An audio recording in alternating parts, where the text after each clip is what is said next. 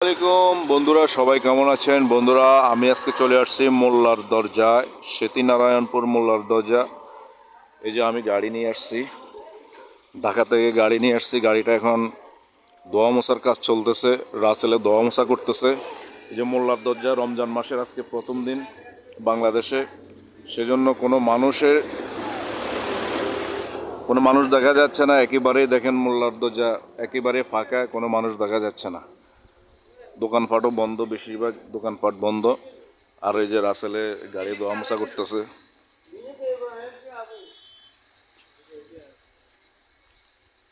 আর এই যে আমাদের গ্রামের সৌন্দর্য, প্রাকৃতিক সৌন্দর্য গ্রামের খুবই অসাধারণ একটা পরিবেশ। দেখেন, সবুজ, চারিদিকে শুধু সবুজ।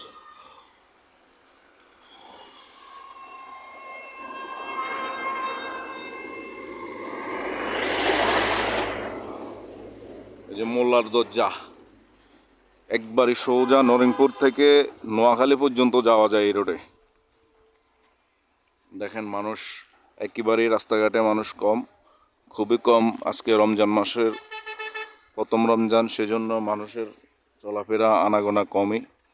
এই যে দেখেন আমাদের গ্রাম অঞ্চল খুবই অসাধারণ লাগে। প্রবাসী ভাইয়েরা ভিডিওগুলো দেখলে ওনাদের কাছে অনেক ভালো লাগে। নিজের দেশ, নিজের গ্রাম, এই ভিডিওগুলো দেখলে আমাদের প্রবাসী ভাইদের কাছে অনেক ভালো লাগে নিজের গ্রামটা দেখলে।